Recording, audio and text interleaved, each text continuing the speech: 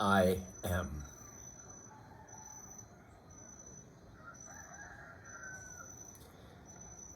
My last discourse was a little difficult for me to watch.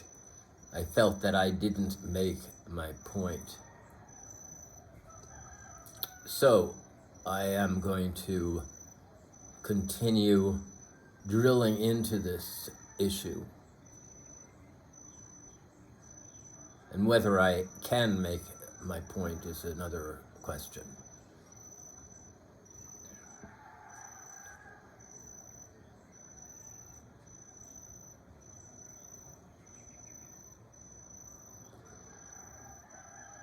Power is a difficult thing to relinquish. Once one has and is using that power, to put it down and say, that's enough, I've done what is necessary, and let me continue in a humble way to continue my beingness. It's very difficult. Power is addicting.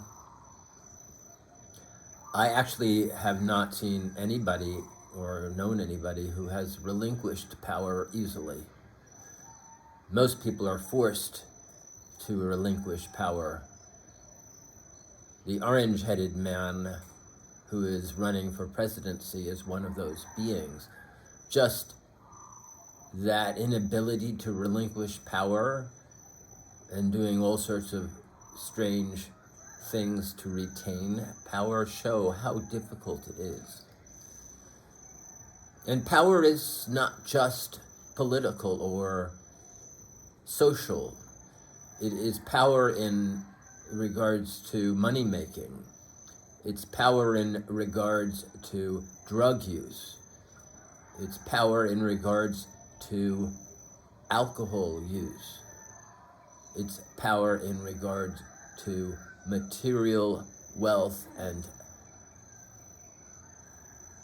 acquiring material wealth.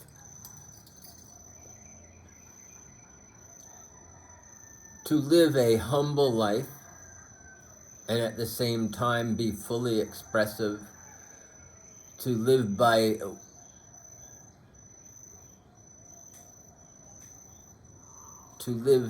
frugally, to live a humble life is something that is not modeled much these days. I see people, and of course it's not advertised and it's not placed in people's faces, so therefore people don't consider that a path. Those people who do live that life are quite invisible in the present ad-based entertainment world. But there are people who do that. I am one. And I know of a few others. A lot of the faux spiritualists, those who put their faces on posters around Ubud to claim they can teach hypnotherapy, yoga, all sorts of yoga training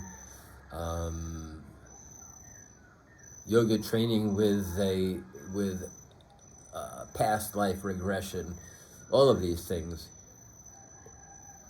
The poster itself belies them, but the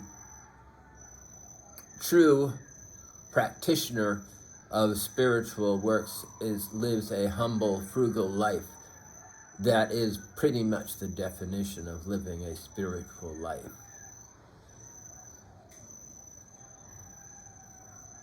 You might say, well, they need to make money. And I would say, then they need to figure out how to find their being duty, because when one is aligned with being duty, money comes. This is something that is not broadcast or advertised very much. And there is a reason why. If we as a society were truly to seek our being duties as individuals, that would deny all of the corporations, all of these industries that are so built on making your money, to find difficulty. They will have trouble. So it is not well advertised. And it shouldn't be. It is not an advertisable thing. How do you advertise being frugal? It's a practice. And it is it is in a sense relinquishing power. Frugality is by definition a relinquishing of power, a relinquishing of material power, money, financial power. It is allowing that power to find one because one is fully engaged in one's being duty. I am engaged in my being duty, therefore I can say that quite clearly. That's how it works.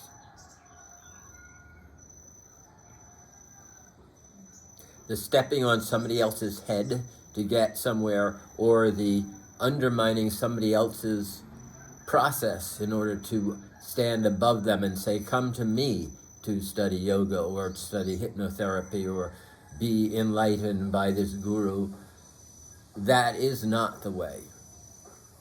That is a false way. And that falseness reminds me and brings me back. It always brings James Joyce up for me, because at the end of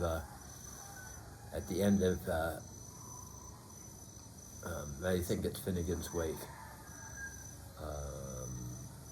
Is it Finnegan's Wake? Yes.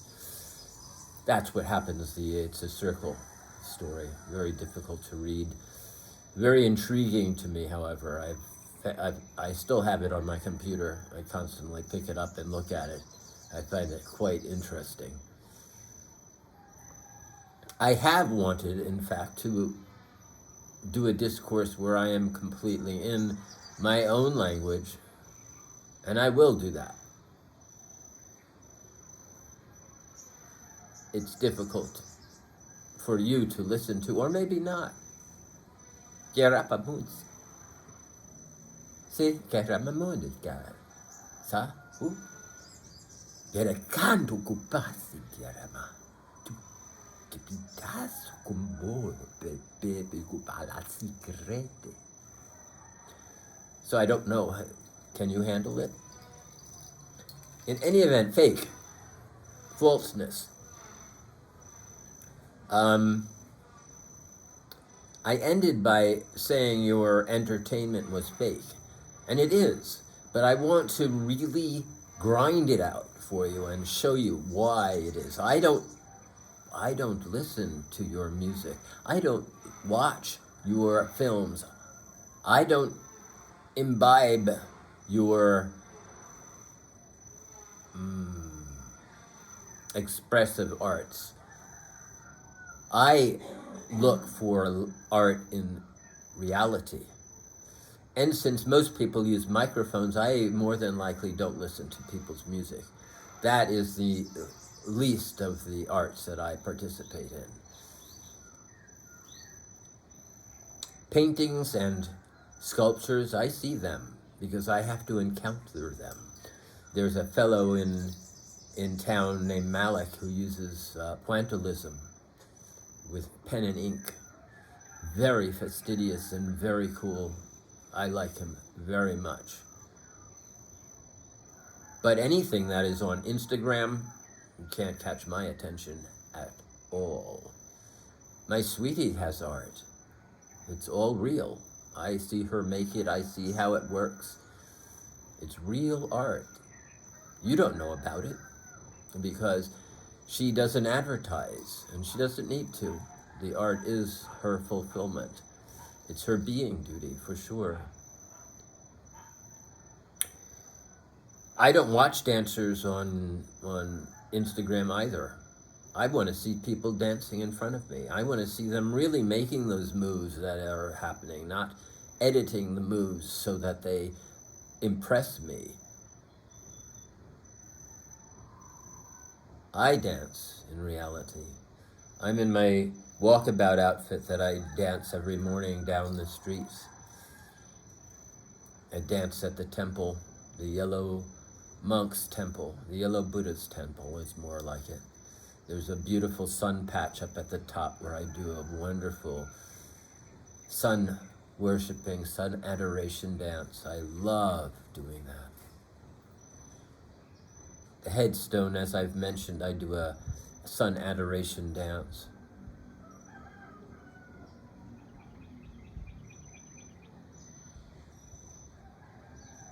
I can't tell what that is on your phones, that is in the film, that is videotaped and shown around. I can understand even people looking at videotapes of me, because a lot of people film me, and they would look and wonder, what is that? What's going on there? That's so strange. That guy, what's he doing that for?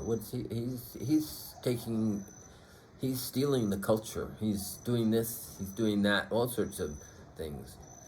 And that is because they don't know what's real on Instagram. They need to be face to face with me.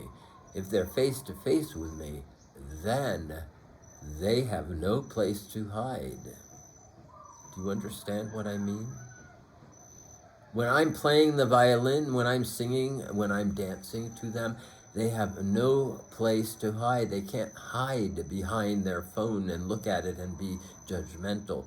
They have to be judgmental in person, and instead what happens to them is they get afraid. Their fear shows up. They're scared of me. Or they open their heart to me, and then we have an alignment. We have a energy exchange that is very special. But fear-based people, no, we don't have that. But they have a reaction, and that reaction is greater than on the screen, which they don't have any fear of me then. They can just throw all sorts of stupid remarks out at the screen because they don't have to deal with my energy coming at them. They don't have to deal with me dancing around them. They don't have to deal with the loudness of my voice. They don't have to deal with my violin and the wrenching emotion that it expresses. So fake entertainment is what we have now in modern society. And that's because of the corporations. That's because of their editing skills. That's because they can embed in all the entertainment all sorts of seductive advertisements. Most problematic of those is the fine energy of their intent. They want to make money from you. They want to make money from me. I say, I will not give you my money because I'm a frugal droshi. I'm a frugal droshi. I do not give you my money. I do not go to your concerts and look at somebody infinitesimally small on a stage making sounds that they can't make through a loudspeaker and make me think that they're doing something. I cannot do that. You do it. You go and you are mesmerized by this thing that happens. It's fake. There is not a single person who can sing and stand on a stage in a baseball stadium and command an audience to watch them without amplification. Thus, it's fake. You can say, well, amplification is important. I say it's a crutch. It's power that artists, musicians, and we can't even call them artists. These people who are used as advertisements for the corporations, They act like they have the power to sing to an audience in a stadium, to sing to a huge venue that is way too big for them. What they can do is that when you pull their plug, they no longer have any sound whatsoever. You can't hear them, you can't see them, you can't do anything without the video on a screen showing that they're moving around, and they can't even do those dance moves. They can't even do that. They are fake. They're puppets used by a corporation to make money on them. So when they're doing their CD or their music recording, during that time, the corporation, and during the editing time and the mastering time of those recordings, the corporation embeds in the space between their sound, their digital, their pixels, their digital expression, which is tiny compared to the space. They embed the intent and the desire to have your money. Do you understand what I'm saying?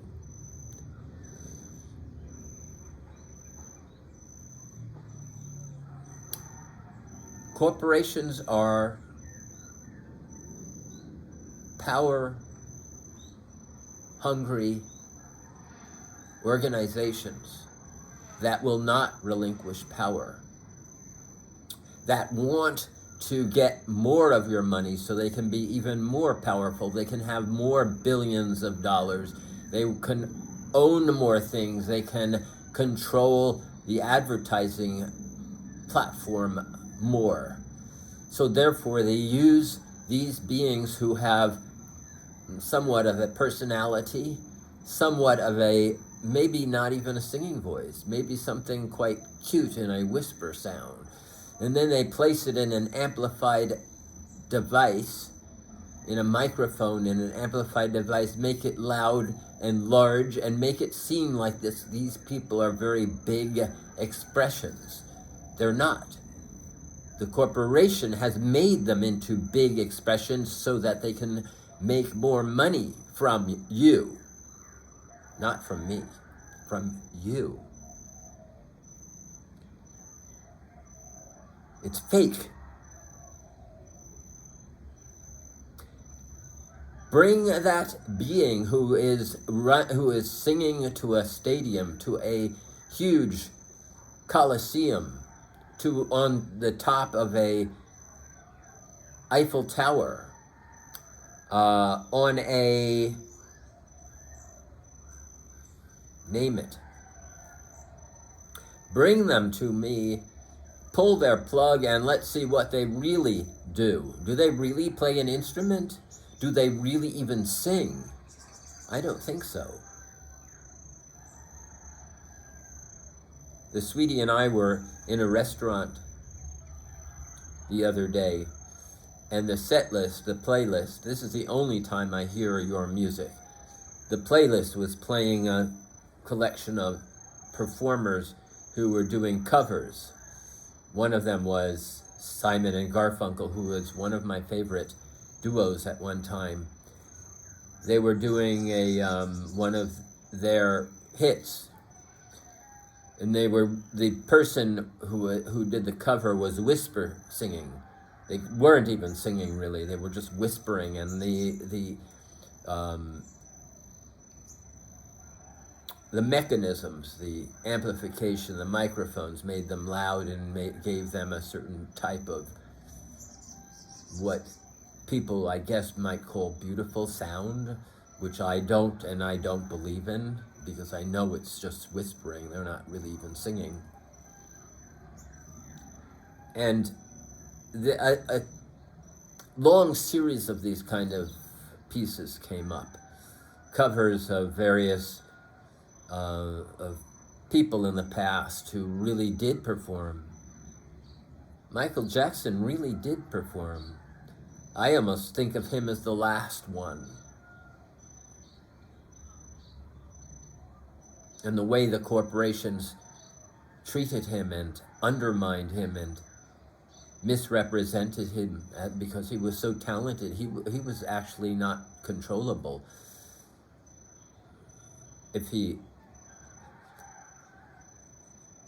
I want to say, he was almost not controllable if he realized how much they needed him.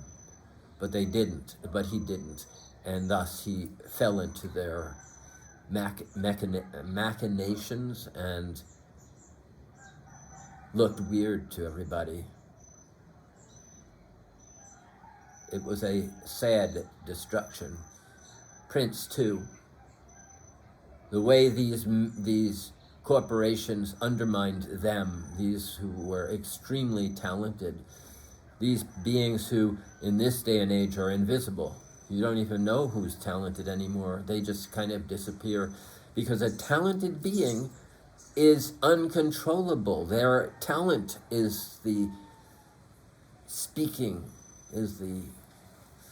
they know where their talent is, and it draws them to express in a way that is different from what is happening now.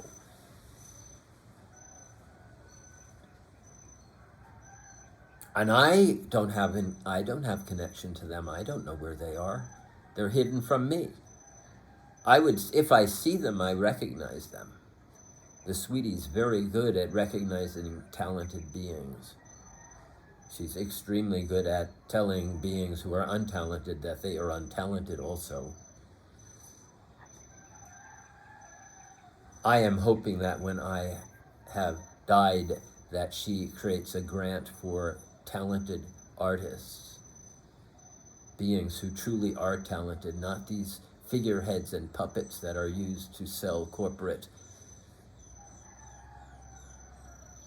material, so that your money can be taken and they can become richer and you can make them richer. So the intent of the corporations to make money, to get your money, to become more wealthy, is embedded in the space between the pixels of the sound recordings that they make.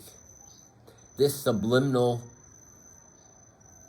method has been in effect for many, many years. This is how the world is organized as an entertainment system. And entertainment is where most people spend most of their money. I don't. This is my nature of frugality. I save a lot by not giving my money to these entertainment corporations. These corporations who, if a talented being becomes uncontrollable to them, smears them instantly and makes them seem so weird to the world that they undermine them. That happens too. I've seen that happen over and over to people who I actually liked. They were undermined by the corporations and made to look like they were very strange, like they had a very strange problem. It is much easier to control a less talented being, to give them the power of a microphone, amplification, all these things, and then they get seduced by that power. They even believe that they're really talented and powerful and really creative artists, so that the corporation then can really control them, because they can take that all away in a second. And what does that being do then without that?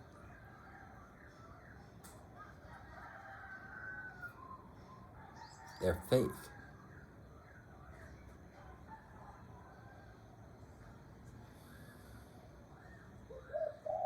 So, one of the important practices of frugality is to not imbibe the entertainment of modern corporations, to reject them, to say, I will not use your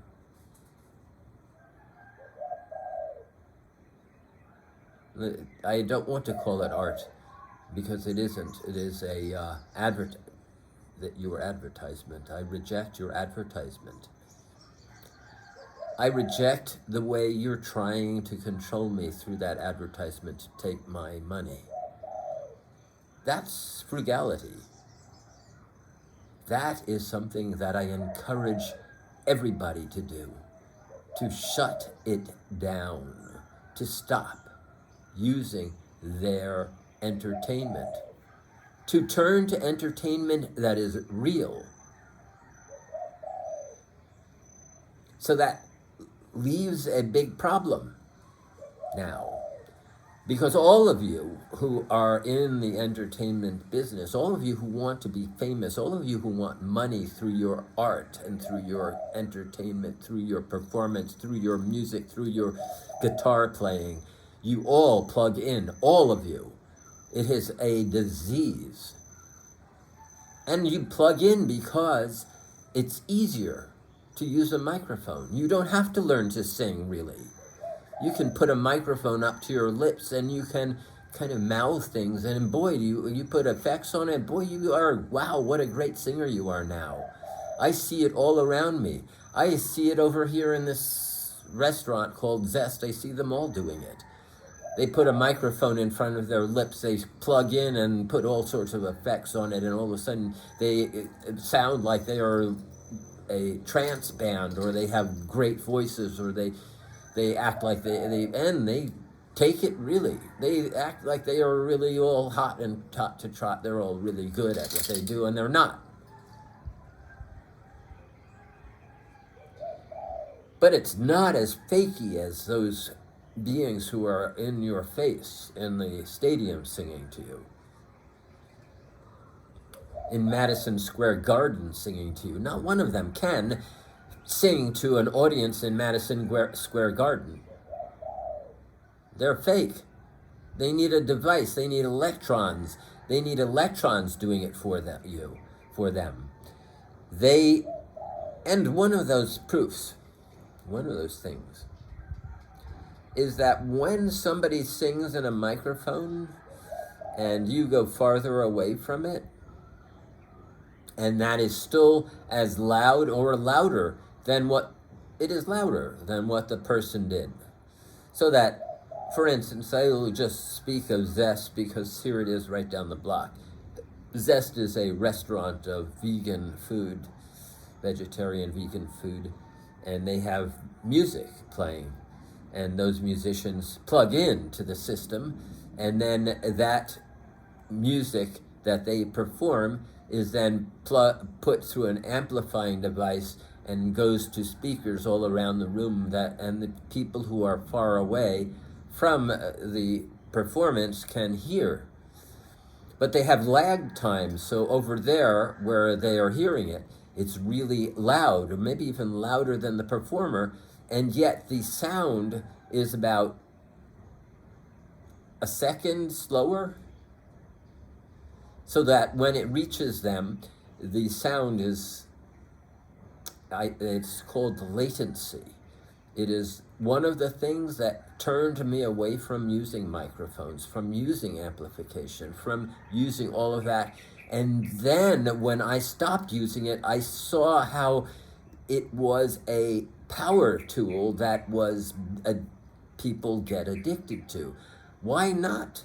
It makes you seem so much more powerful than you are. You can then sing as if you really can sing loudly. You can play your instrument as if you can really do that and make all these effects. And in fact, why would you stop using it? Because you can all do all these diddlies. You can make it seem like you're playing really quickly. By doing a loop, it can make you seem like you're accompanying yourself. Your ostinatos have more power. They have more rapidity. They have more density. You can't do that without the amplification. You can't do that without a mic. So if you're sitting in Zest watching a band over there, all the way across the room, and there's a speaker right behind your head playing it loudly in your ear. There's latency. You're hearing it way later than what they're doing over there. What does that mean? It's fake. It's not them. And yet you're hearing it as if it is them. I tell you that that is a problem. The biggest problem I see is people don't know how to sing anymore. Singing has become, it's not vestigial yet. It's becoming more and more unpracticed. Because in order to really sing, in order to really come from the core, to sing from this place of heart, from this place of full power, you have to practice. You have to use it. You have to be fully engaged. You have to be fully activated. You sit at a kirtan and you have all these people saying, let's sing together, and somebody's sitting on that podium with a microphone in their face with an audience that does not have microphones, with speakers all around that audience. They're saying, let's all sing together. La, la, la, la, la. Loud, loud, loud, but la, la, la, la. There's no singing there. There's only whispering. They don't have a core voice. They're teaching others to not have a core voice. Singing is one of the most important powers and self-powers and being powers that we have. If we lose that ability to sing, really, not fake, the real voice, the voice from the core, if we lose that, we lose our ability to see the dictators, because the dictators will control us, because it's the core voice that can sing out loud and say, no, I will not follow you as a dictator. I refuse to follow your dictatorial ways. You might remember Hitler. Hitler used the microphone like nobody ever did before him. His voice was mesmerizing, and by putting it through a microphone, he enticed and seduced an entire nation. This can happen again, and even more so because your phones now have all that power in it. Everybody is looking at their phone. They can receive mesmerizing and the intent of some dictator and just fall for them, just like that. I am watching. I know this can happen, and I am watching. I am a hermit because I am separating myself from your modernist society that is susceptible to this dictatorial power.